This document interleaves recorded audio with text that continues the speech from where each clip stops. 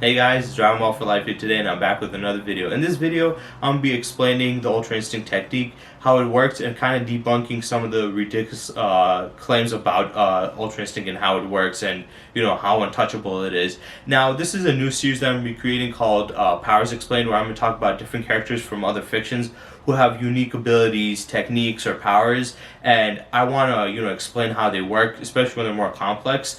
But not only explain them, I also want to debunk some claims made by fans, because I feel like, when you have a powerful character or a character with a powerful technique or ability, a lot of times fans can, over exaggerate it and wank those, feats and stuff or whatever they can do. And like, oh, this can do anything, this can do that, it's untouchable, it's unstoppable. And when they say stuff like that, it just sounds ridiculous. So I'm making this, playlist and these specific videos, not just only to explain these, but to call out these people who put these no limit fallacies on these techniques and try to make it sound like these are untouchable and that these characters cannot be beat no matter what. Because if they were really that powerful, these characters wouldn't be beaten at all. But usually people just chalk it up to plot armor, plot convenience, or whatever, which I do think is kind of a lazy cop-out a lot of times. But let's talk about Ultra Instinct. Now, Ultra Instinct, how does it work? Basically, it's just getting into the zone. You see this with other people who do sports and other things, and if they're really well trained in something and they do it so many times, their body kind of reacts before their mind does, and they can naturally react to it. This happens a lot in fighting. Fighters, they tell you that the amount of time that you have to think is, you don't have enough time to think throughout a fight because every action is happening in within a fraction of the seconds. They usually pre-plan, and they can plan while they're fighting, but not throughout the entire time. It's just sometimes here and there, and it isn't like a full-on planning as you would think, like, oh, I'm going to do this and that. It's just, oh, maybe I should do this, maybe I should do that, and you have to do it really quick, and your body sometimes works up on it and does it itself. And that's what Ultra Instinct is, to the perfect level, where Goku doesn't need to, think about what he's going to do next. His body does it already. So by this happening, that means his body is reacting to every situation instantly. Even if he's not seeing it, it's reacting to it because it has all the memories from his fights set into his body. So it has it naturally. This requires somebody with a high level of skill to do so. Also, this is very important because by doing this technique, it makes your reflex speed way faster. How does this work? Well, usually information from your brain travels to your body and then your body responds to it. But by doing this, you cut out the middleman. Basically, Goku's body is just responding without having the brain signals. So usually when you see something like, say, a punch coming at you, your eyes see it, the information goes through your brain, it processes it, and then it goes to your body and then you react to it. Whereas in Goku's case now, he doesn't need to, his brain doesn't need to process it. Hell, he doesn't even need to see it. He gets attacked from the back, he doesn't see it. It feels the thing, and then his body reacts instantly to it. There's no delay between it, which speeds up his response time. Also, in Dragon Ball, they don't just do that. They also, increase his power, durability, all this other stuff.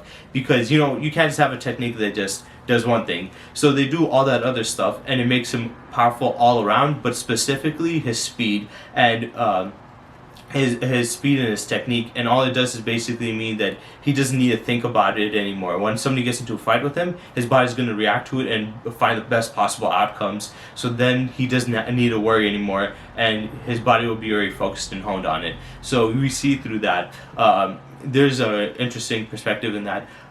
Though I would say the manga is kind of changing it up, especially with Master Ultra Instinct, because Goku mastered it, and now they're saying no. The angels have their own type and Saiyans have their own type. When Goku goes into his mastered form, he has to have a complete absence of mind and be completely tranquil. But since he's a Saiyan, he can't really have that, so he goes back to his Omen form.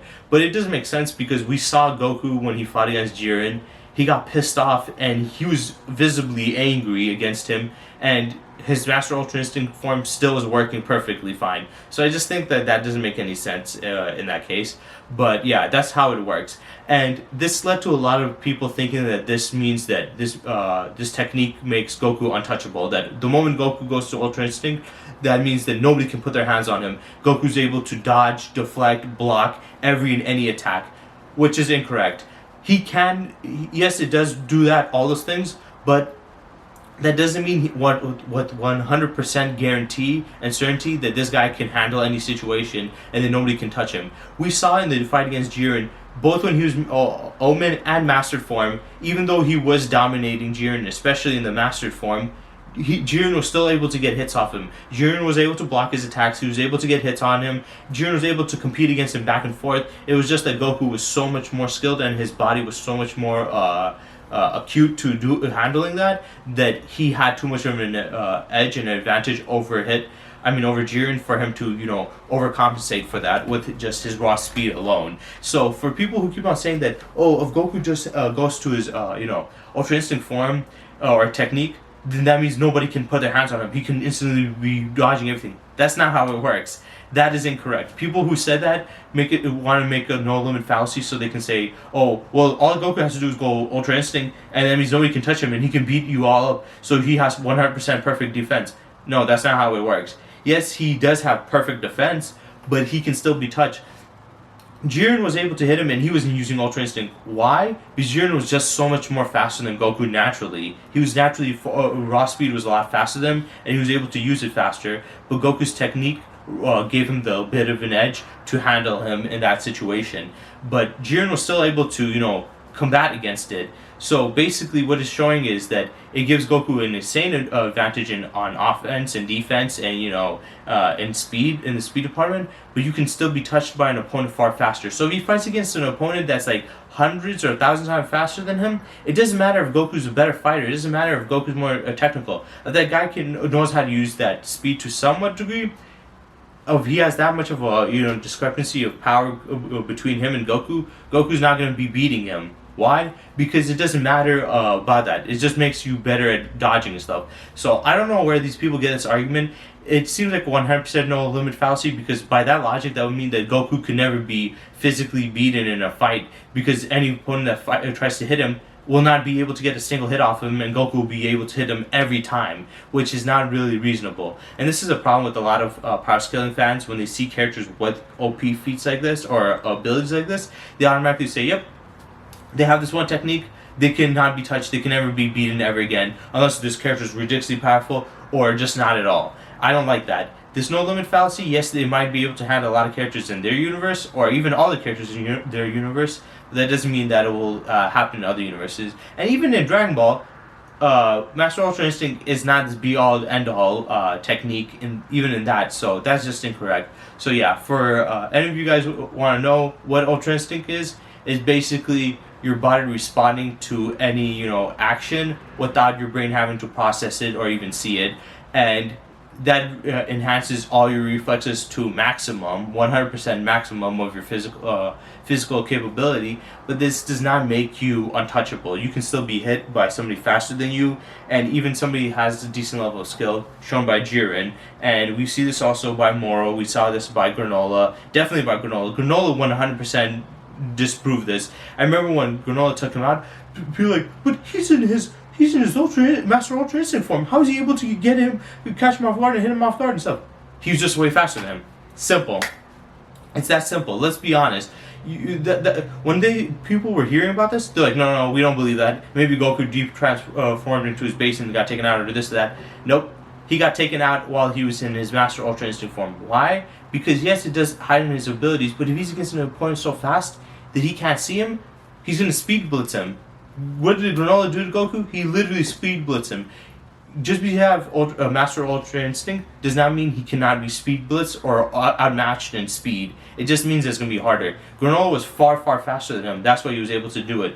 But he was still able to achieve it. So yeah, this argument was very disproven a bit in the Tournament of Power arc, but also especially in the Granola arc when he took him out. So yeah, Ultra Instinct, Master Ultra Instinct are not untouchable forms. They just make it a lot harder to touch them, especially if an opponent is weaker than them or just a little bit faster than them. They're not going to be able to really handle them in that form. So yeah, that's it for this video. I hope you guys enjoyed. I hope you guys enjoyed this series. I'm going to be doing quite a bit of videos for this, though this series is going to take a little bit of more of research, so I'm not going to be dropping them out as much. I will be uploading these onto my Powers Explained playlist, but also on my Debunked playlist. And since this one has Dragon Ball, I'm going to put this on my Dragon Balls Explained playlist. my Powers Explained playlist and my Debunked playlist. So any of those you can find on there. But my other ones, I am going to be talking about other characters. It will just be on my Debunking playlist and my Powers Explained playlist. So yeah, that's it for this video. I hope you guys enjoyed. I hope you guys enjoyed the series. I am very excited for this, and I'm gonna be dropping a lot more content on this, type of little mini series that I'm gonna be making. Also, I would love suggestions from any of you guys who have a character who has an OP ability, where you guys think that are confused and would want me to check it out and explain to you, or feel like it has a no limit fallacy but don't know how to explain it very well. I could, check it up and try to find a way I could debunk it. I'm not going to say I'm going to debunk it 100% everything, because if it is 100% true that this technique can do that, I'll admit it. But if it's not, I'm not going to bullshit you guys. So yeah, I hope you guys enjoyed, and stay tuned for next time.